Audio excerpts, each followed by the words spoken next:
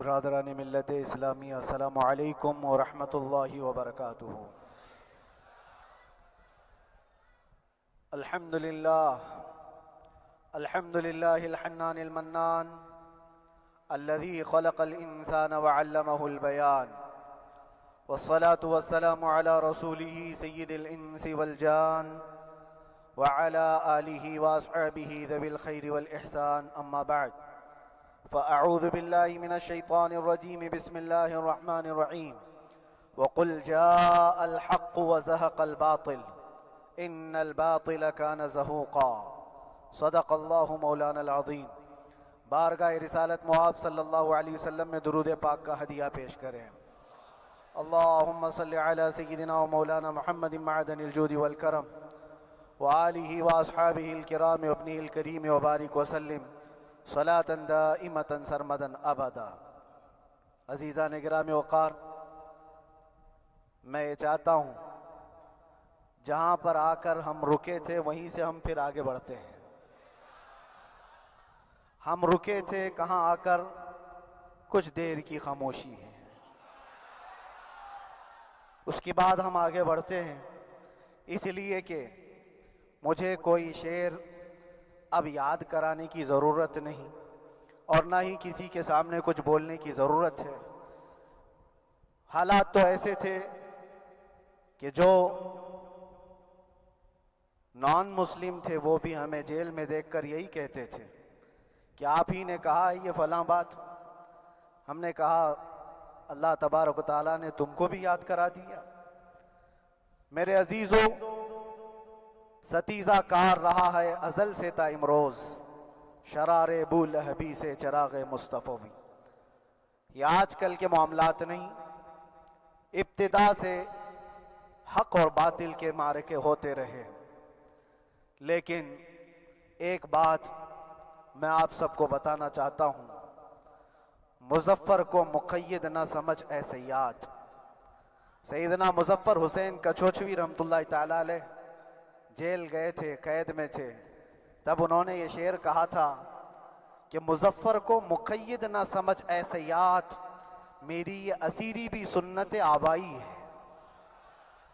میرے آبا و اجداد کی سنت ہے جس پر میں عمل کر کے آ رہا ہوں، میرے بزرگوں کی یہ سنت تھی۔ بہرحال جن کو جس راستے سے مجھے گزارنا تھا، لوگوں کے دلوں میں یہ ٹھنڈک تھی شاید کہ زبان بند کر کے چند دنوں کے لیے قید کر دیا جائے، مگر میرا عقیدہ یہ تھا کہ اللہ تبارک و تعالی جب تک چاہے کہ کوئی اس کے لیے پابندی نہیں لگا سکتا۔ وَإِن يَمْسَسْكَ اللَّهُ بِضُرٍّ فَلَا كَاشِفَ لَهُ إِلَّا هُوَ۔ رب تعالیٰ فرماتا ہے اگر اللہ تعالیٰ تمہیں کوئی مصیبت دے تو اس کے علاوہ کوئی ٹال نہیں سکتا۔ وَإِن يَمْسَسْكَ اللَّهُ بِخَيْرٍ فَلَا رَادَّ لِفَضْلِهِ، اور اللہ کسی کو بھلائی دے دے تو پھر اس کو روک بھی کوئی نہیں سکتا۔ مولا تبارک و تعالیٰ اگر کسی کو کوئی مقام عطا کر دے تو ہزاروں کیڑوں کے پھڑپڑانے سے وہ مقام ختم بھی نہیں ہو سکتا۔ اللہ تبارک و تعالیٰ جس کو بڑھانا چاہے اس کے لیے کوئی راستہ رکاوٹ نہیں بن سکتا۔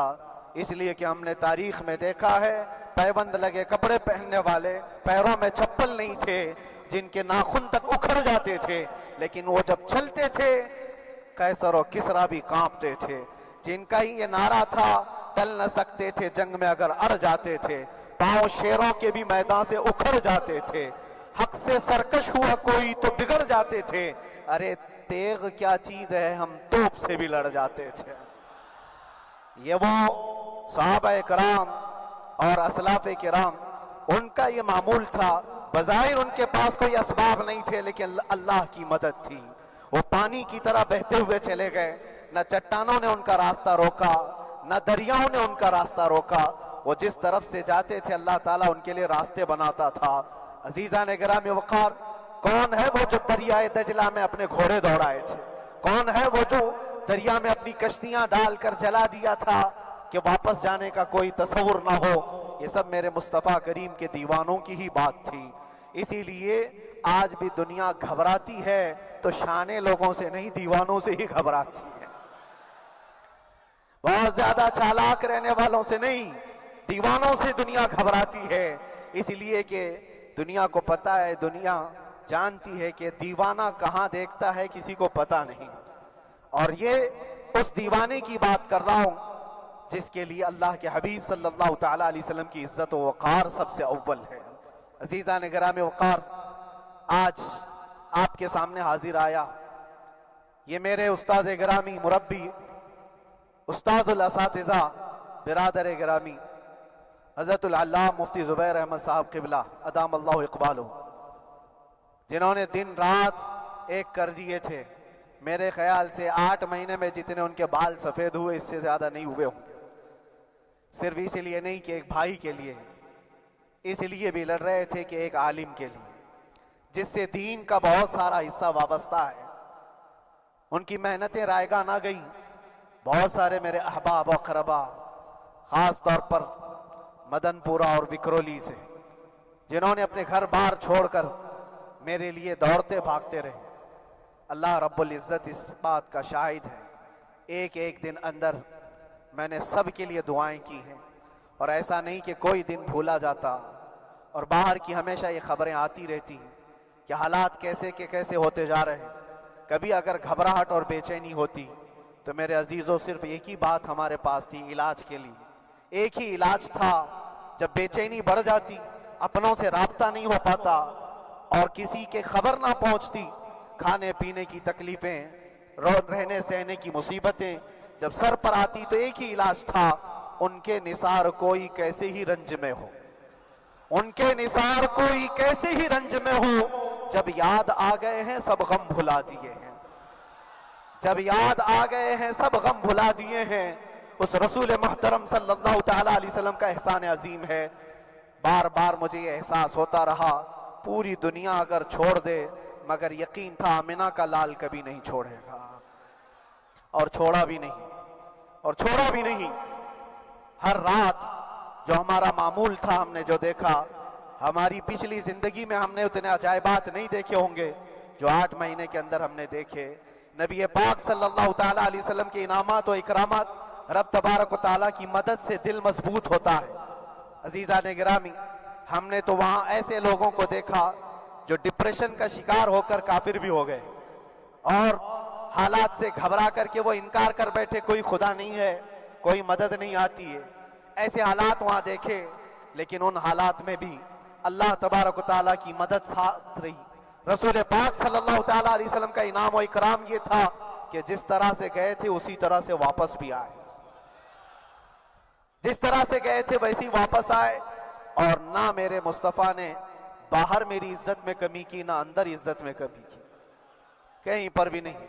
الحمدللہ، جس شان کے ساتھ رسول پاک صلی اللہ تعالیٰ علیہ وسلم اپنے چاہنے والوں کو رکھتے ہیں، وہ میں نے دنیا میں دیکھا، اور پھر یہ عرض کیا آقا، آج آپ کی عزت پر بات کرنے والے کو چاہے وہ 1000 کال کوٹری کے اندر ہو، آپ عزت کے ساتھ بٹھاتے ہیں تو پھر قیامت کے دن اس کی عزت کا کیا حال ہوگا۔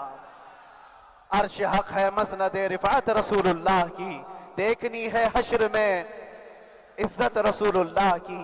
میرے عزیزو، ایک بات کو طے کر کے چلو، انہیں جانا انہیں مانا، نہ رکھا غیر سے کام، للہ الحمد میں دنیا سے مسلمان گیا۔ اس ایک بات میں جو عزت ہے، دنیا کے کسی مقام و منصب اور مرتبے میں عزت نہیں ہے۔ اور حالات دنیا انشاءاللہ میں سناتا رہوں گا۔ اللہ تبارک و تعالیٰ جب تک یہ زبان رکھا ہے حق بولتے رہیں گے اور سناتے رہیں گے، اور بھی حالات آپ کو انشاءاللہ العزیز آگے سناتے رہیں گے۔ لیکن آج خصوصیت کے ساتھ میں جمعہ کے لیے اسی لیے حاضر آیا کہ یہاں کے لوگ پل پل یاد کرتے رہے۔ حضرت مجھے ہر بار خبر دیتے کہ جب نماز سے فارغ ہو کر کے میں نکلوں تو مجھے لوگ پکڑ لیتے، کیا ہوا، اب کیا خبر ہے۔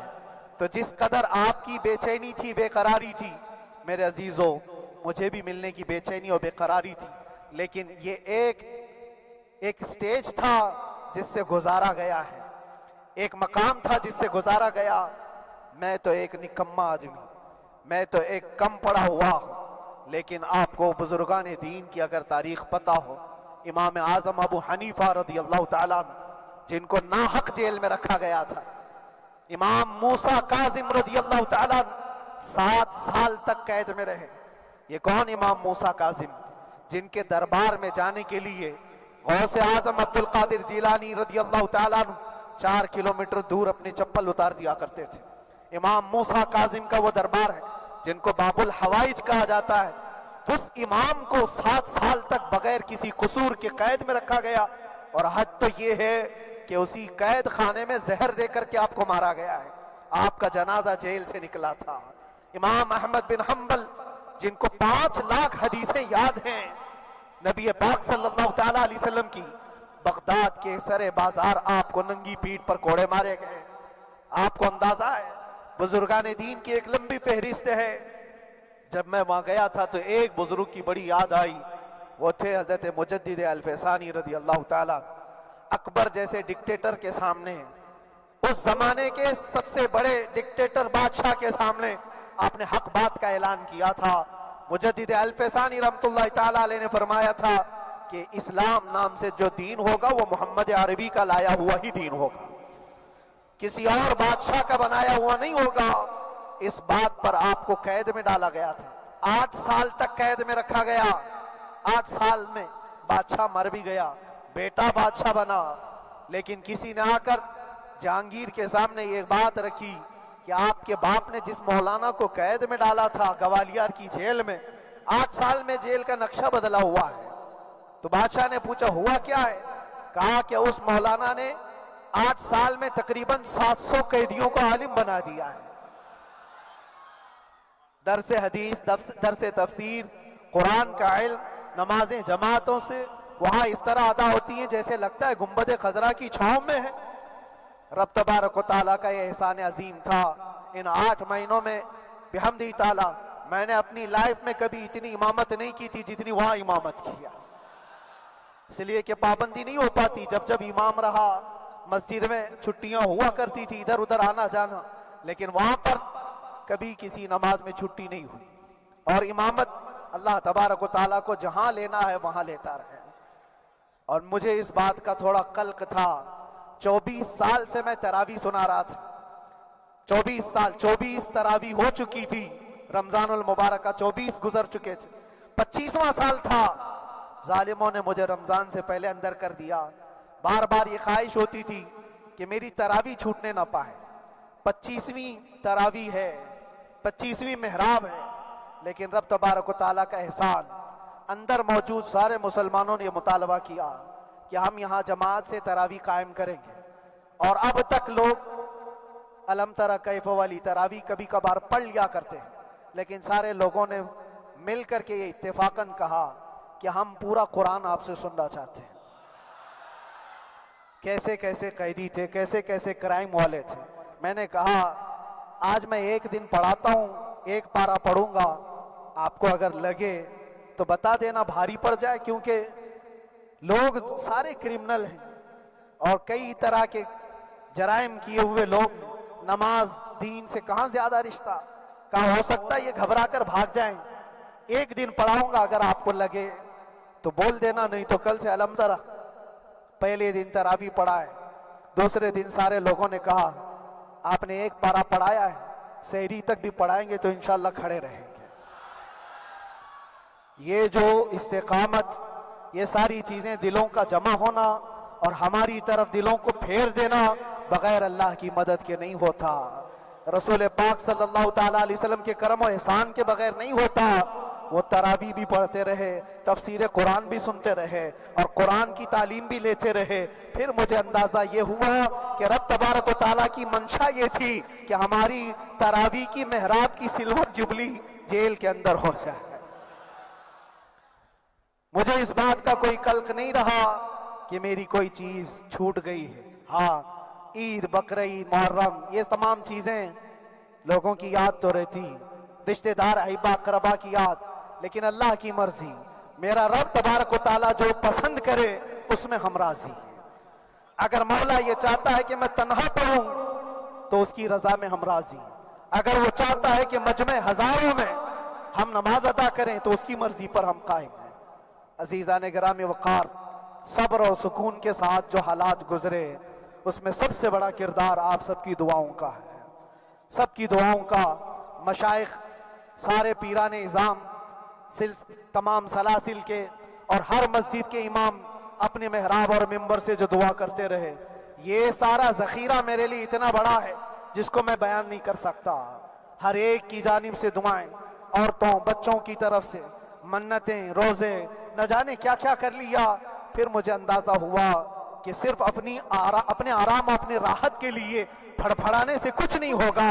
رب تبارک و تعالیٰ یہ چاہتا ہے کہ پوری امت مل کر کے اس فقیر کے لیے دعا کرے، اور اللہ تعالیٰ کو جب تک منظور تھا تمہاری دعائیں ہوتی رہی۔ بعض لوگوں کو یہ خیال بھی آیا، کچھ میرے احبا اقربا رشتہ داروں نے بھی کہا اتنی ساری دعائیں ہوئی، اتنی ساری دعائیں ہوئی، قبول کیوں نہیں ہوتی؟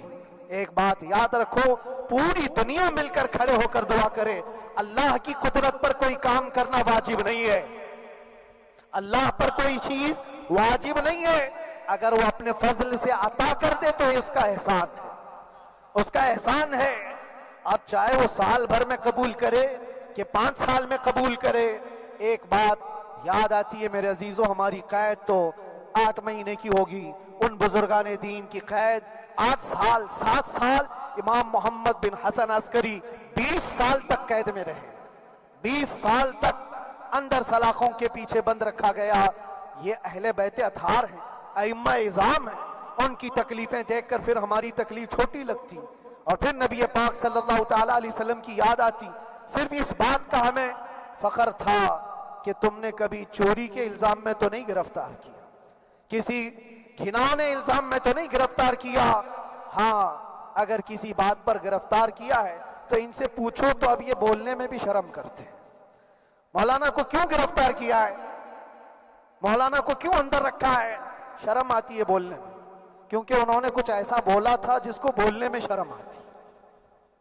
کیا بولا تھا میرے عزیزوں؟ یہ ایک الگ کہانی ہے، ابھی میں اس پر کچھ گفتگو نہیں کرتا، اس لیے کہ ہر ایک کو یاد ہو چکی ہے، ہر ایک کو یاد ہے۔ میں اس کہانی کی طرف نہیں جاتا، لیکن اتنا مجھے آج اس ملک میں رہتے ہوئے احساس ہے کہ ابھی بھی انصاف ختم نہیں ہوا ہے۔ انصاف پوری طرح ختم ہو جائے تو اللہ کا عذاب آ جائے گا، اللہ کا عذاب آ جائے گا۔ چند لوگ نا انصافی کر سکتے ہیں، لیکن پوری کی پورے روئے زمین پر رہنے والے انسان نا انصافی کرے، ایسا نہیں ہوتا۔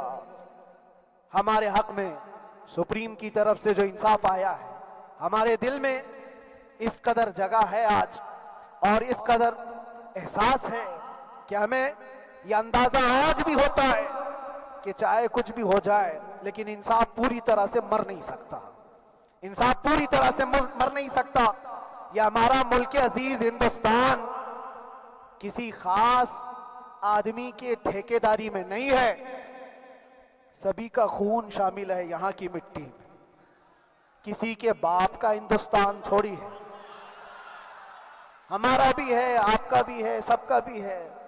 اور میرے عزیزو پتہ نہیں، یہ بھی شاید راحت اندوری صاحب کا شعر ہے، اور اس سے پہلے بھی کچھ بولا تھا، وہ بھی ان کا ہی تھا، تو ڈینجر ہی ہوا کرتا ہے۔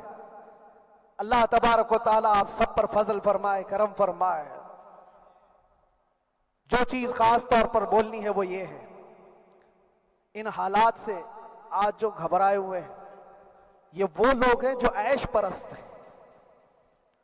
میں کسی کو خاص ٹارگٹ کر کے نہیں کہنا چاہتا، لیکن بہت سارے وہ لوگ جو اثر و رسوخ رکھتے ہیں لیکن وہ آگے آنا نہیں چاہتے۔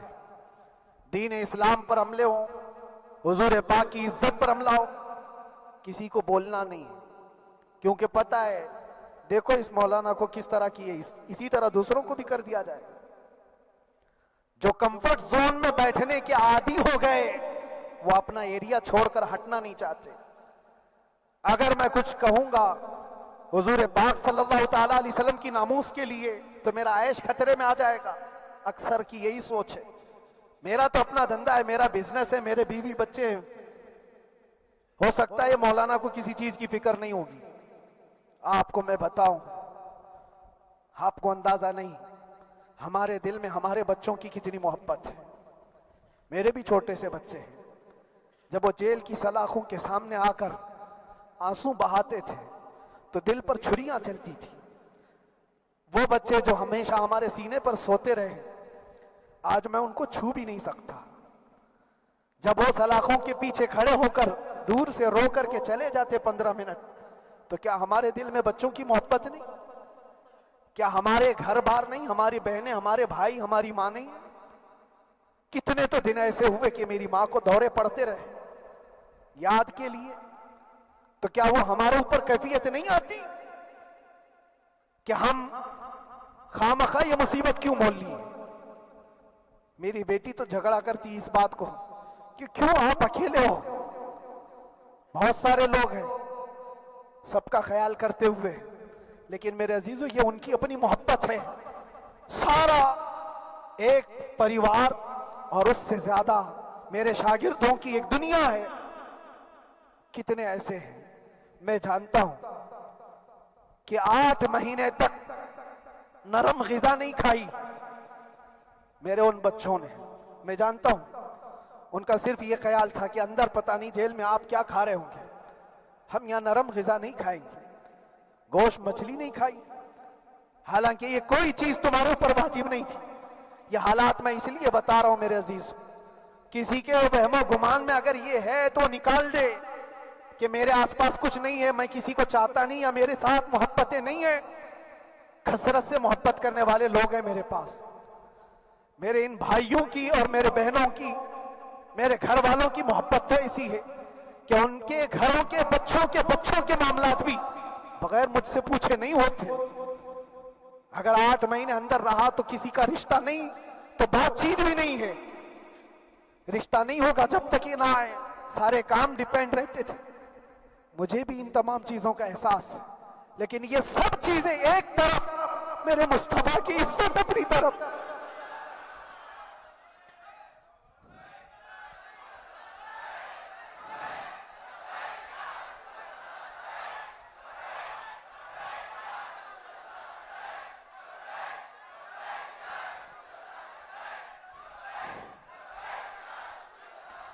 میرے عزیزوں,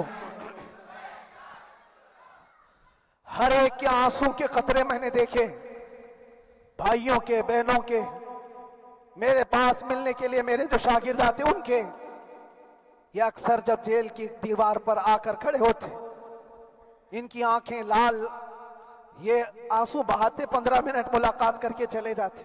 آپ کو کیا اندازہ ہے اندر کے حالات ایک دن 1 سال کے برابر لگنے لگتا ہے. گھٹتے رہتے, لیکن ایک بات کا احساس بار بار ہوتا کہ یہ ساری محبتیں ایک طرف ہے, لیکن ہم جس کے لیے کھڑے ہوئے ہیں اس کی محبت میں کوئی سمجھوتا نہیں, اس کی محبت میں کوئی سمجھوتا نہیں.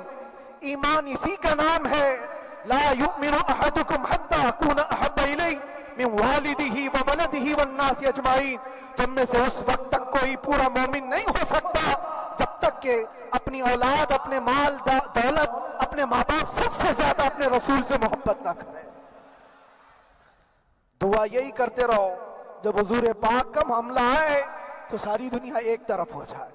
میں نے ایک واقعہ پڑھا تھا اندر ہی, حضرت خالد بن ولید رضی اللہ تعالیٰ ایک قلعے پر اچانک حملہ آور ہوئے تھے. وہ قلعے میں موجود جو دشمنان اسلام تھے ان کی پارٹی چل رہی تھی. بڑے بڑے قالین, صوفے بچھے ہوئے, تشتوں میں قیمتی کھانے رکھے ہوئے تھے. خالد بن ولید کے ساتھ جو لشکر ہے, یہ تو وہ غریب صحابہ تھے جو پیون لگے کپڑے پہنتے, ایک کھجور پر پورا دن گزارتے. جب یہ اس قلعے پر حملہ آور ہوئے تو دشمنان اسلام جو تھے وہ مقابلہ کرنے کی ہمت نہ جٹا سکے, بھاگ گئے. سارا مال سب چھوڑ کر بھاگ گئے, بغیر کسی جنگ کے, بغیر کسی قتل قتال کے پورا قلعہ فتح کیا خالد بن ولید. اب سنو, جو صحابہ تھے وہ مال غنیمت جمع کر رہے تھے, کیونکہ یہ عرب کے لوگ ایسے مہنگے قالین نہیں دیکھے تھے, ایسے مہنگے صوفے, اتنی قیمتی غذائیں انہوں نے دیکھی نہیں تھی. سب جمع کرنے لگے. خالد بن ولید نے کہا, خبردار, ہاتھ مت لگانا, سب ہٹ جاؤ. سب ہٹ گئے. چند صحابہ کو بلایا, یہ سب جمع کرو, اس کو آگ لگا دو. پورا مال غنیمت جو تھا آگ لگا دیا. تو جو صحابہ تھے وہ کہنے لگے, کیا یہ اچھا ہوتا ہے یہ سب میں آپ تقسیم کر دیتے؟ یہ بہت قیمتی چیزیں ہیں، عرب میں ہم لے جاتے تو یہ بہت مہنگی چیزیں ہیں۔ خالد بن ولید نے کیا کہا جانتے ہو؟ کہا اگر تم کو بھی ان تمام چیزوں کی عادت لگ جائے تو تم بھی ویسے ہی بھاگو گے جیسے یہ بھاگے۔ یہ آج جو ہمارا مقابلہ کرنے کی طاقت نہ لا سکے اور بھاگ گئے، اس کی وجہ یہ ہے کہ وہ عیش پرست ہے، عیاشی ان کے اندر تھی جس کی وجہ سے وہ کھڑے نہ ہو سکے، اور جب یہ عیاشی آئے گی تم کھڑے نہیں ہو سکو گے، کھڑے نہیں ہو سکو گے۔ آج میں یہی بات دہرانا چاہتا ہوں، جو بڑے بڑے چہرے لے کر بیٹھے ہوئے ہوں، وہ سیاسی اثر و رسوخ رکھنے والے بھی کمفرٹ زون میں رہنا چاہتے ہیں۔ میں چند لوگوں کو چھوڑ کر کہہ رہا ہوں، اکثر کا حال یہ وہ سوچتے ہیں کہ ہمارے اس دائرے سے نکلیں گے تو ہمارا عیش خطرے میں آ جائے گا، گھر بار خطرے میں آ جائے گا۔ یہ دنیا کی محبت انسان کو بزدل بناتی ہے، بزدل بناتی ہے۔ اس لیے میرے عزیزو، آپ جب کبھی یہ بات آئے، ایک طرف میرا پورا خاندان، ایک طرف میرے عیش کی زندگی اور ایک طرف رسول پاک کی عزت کا معاملہ، تو آپ مجھے بتاؤ آپ کس بات کا فیصلہ لیں گے؟ اسی بات کا فیصلہ لینا ہوگا نبی پاک صلی اللہ تعالیٰ علیہ وسلم کی عزت کی خاطر تمہیں اس بات کا فیصلہ لینا ہوگا۔ اپنا سب کچھ گنبد خضرا کل بھی تھا آپ، میرے نبی سے میرا رشتہ کل بھی تھا آپ، اور بتلا دو گستاخ نبی کو غیرت سنی زندہ ہے، ان پہ مر مٹنے کا جذبہ کل بھی تھا آپ۔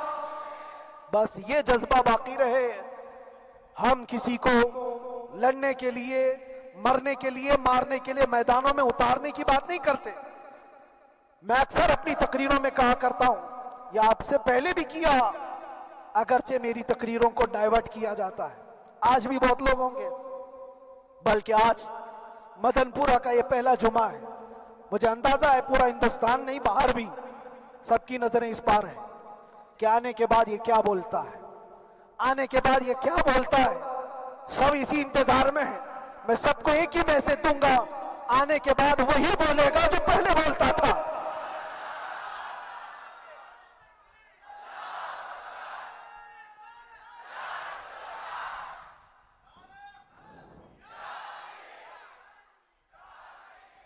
اگر کچھ غلط ہوتا تو ہمارے اس ملک عزیز ہندوستان کی سب سے اعلیٰ عدالت یہ نہیں کہتی کہ ان کے اسپیچ میں کوئی ہیٹ مسئلہ نہیں ہے۔ وہ ہمیں اندازہ ہے میرے عزیزوں، ہاں جہاں غلطی ہوگی ہم بھرے اعلان کے ساتھ کہیں گے کہ ہم سے یہ غلطی ہو گئی، ہم سے یہ خطا ہو گئی، زبان پھسل گئی، لیکن جو چیز نہیں ہے تو اگر تم زبردستی اس کو کہو گے تو یہ ہم نہیں مانتے۔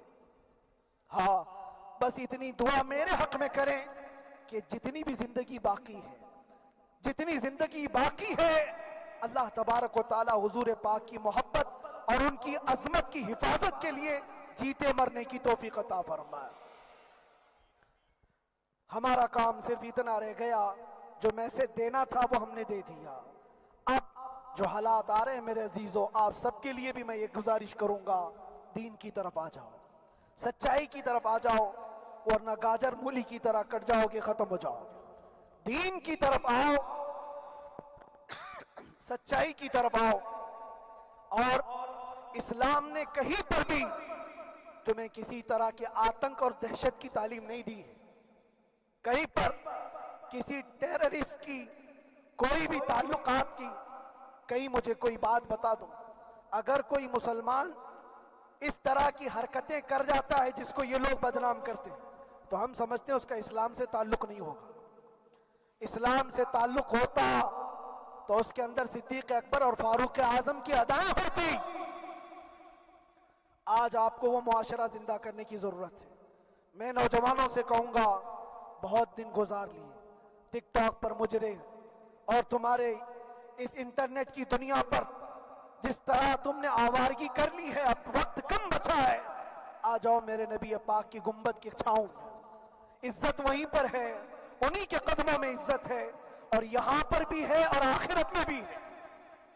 آخرت میں بھی ہے۔ بس اس عزت کے لیے آپ سب سے میں گزارش یہ کروں گا، سچائی کی طرف واپس آ جاؤ، سچائی کی طرف واپس آ جاؤ۔ جو تمہاری نمازیں باقی ہیں اس کو پوری کر لو، اس سے پہلے کہ دنیا تم پر نماز پڑھ دے، اس سے پہلے کہ تمہارے جنازے کی نماز پڑھی جائے، اپنی نمازیں کمپلیٹ کر لو۔